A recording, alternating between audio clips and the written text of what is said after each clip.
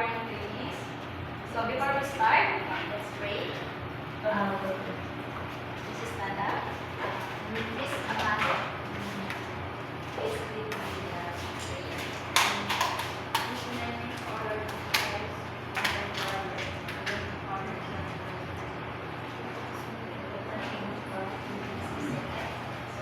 okay, thank you. Thank you for coming.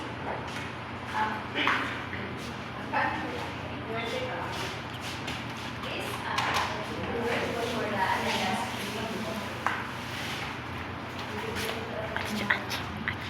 Videoan mo na si Ate Josette. Bang, kay Ate Josette. Kay Ate Josette. We have grades that we need to answer, and after a few hours or a few minutes, we will prepare.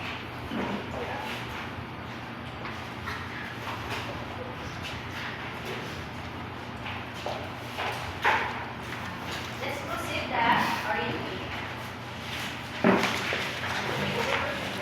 Housekeeping and teaching.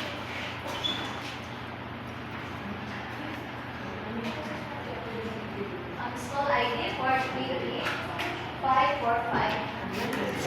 King Thomas Learning Academy Incorporated is our training center. We have philosophy, vision, mission, goals, and objectives. Core values, commitment to growth and excellence, respect for creation, passion for social responsibility, patriotism, family, and love of community.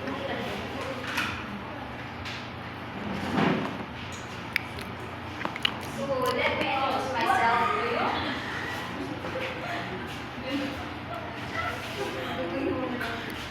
I am St. Aurelia, housekeeping institute trainer.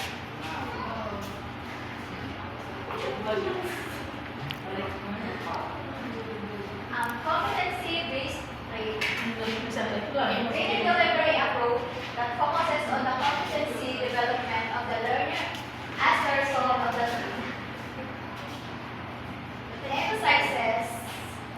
emphasizes on what the learner can do and focuses on the outcome rather than the learning process within a specified time.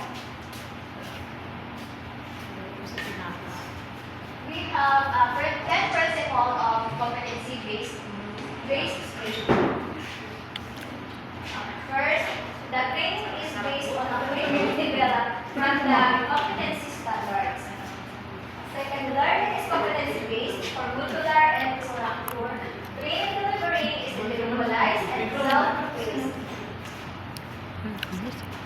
Training is based on the work that must be performed. Training materials are directly related to the competency standards and the curriculum.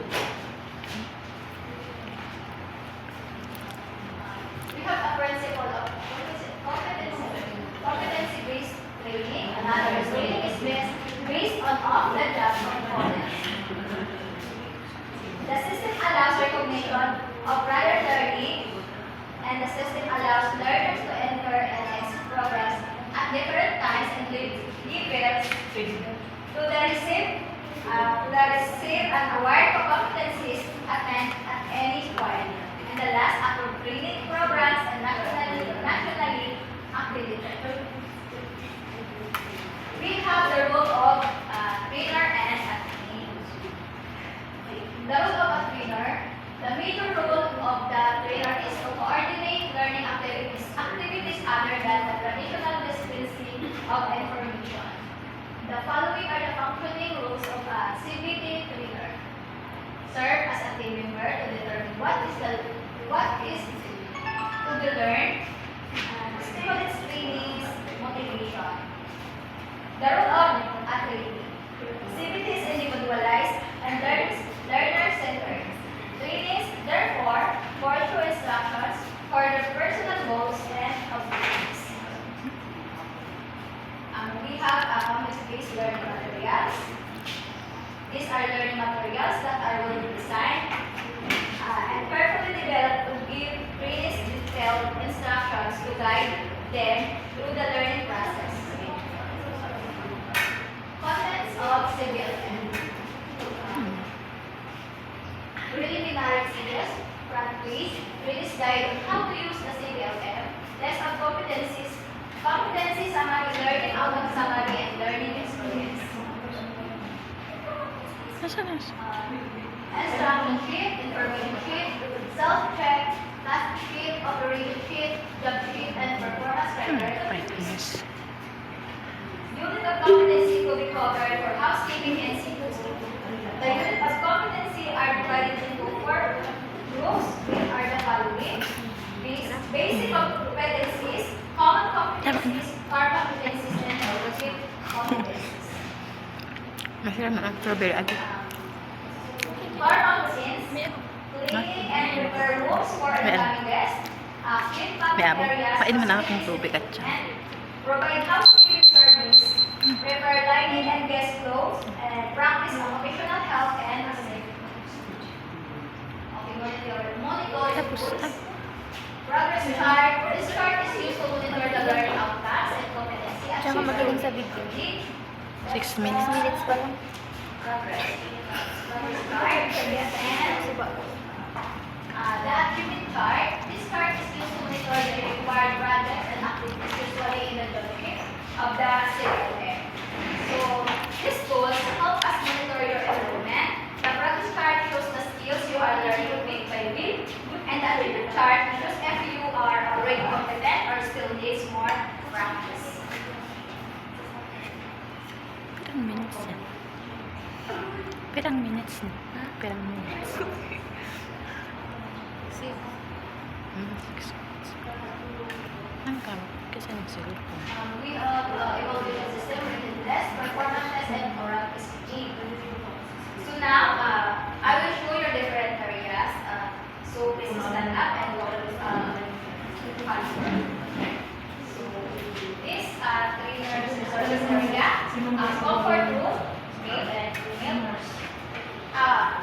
Before the different areas in class first, and then exit, wash area, comfort learning resources area, meron din. And then equipment area, workshop or laboratory. So, Diba yung ano? Camera. at this time, you can take a break and after a few minutes, you can come back here. Okay, let's continue. Let's continue. So you can check your previous exam that we did earlier. Pero. Paano ka? Itong written exam. So, Miss Amaro, Repeat congrats. it. You got 30 score over 30. You are a competent. And you got 10 over 30, but don't worry and you will Video. do that. Pwede man sa kamera. Miss Amaro, follow me and At ano yan? Ano ko? Isend ko sa inyo. Textend ko na sa inyo. I-edit. Ay, edit lang.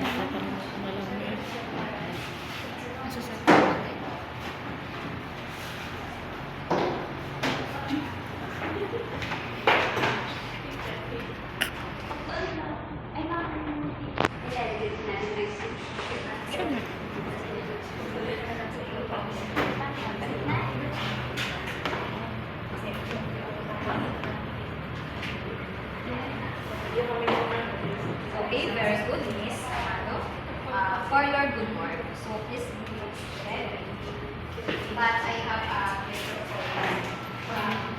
What is the factor is that preparing lighting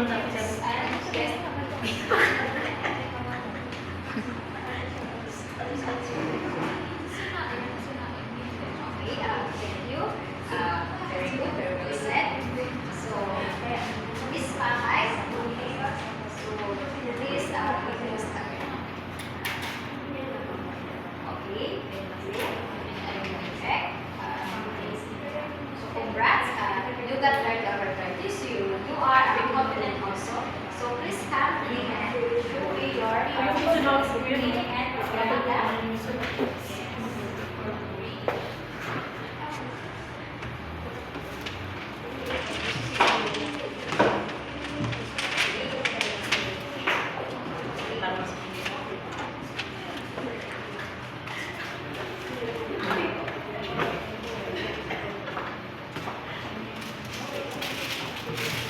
very good.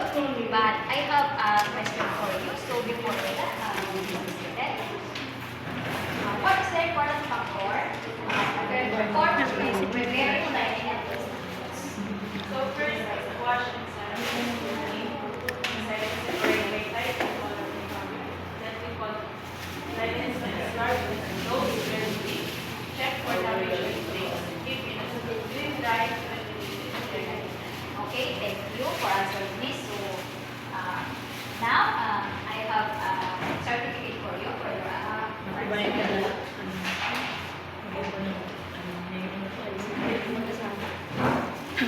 Nag-iisa ko.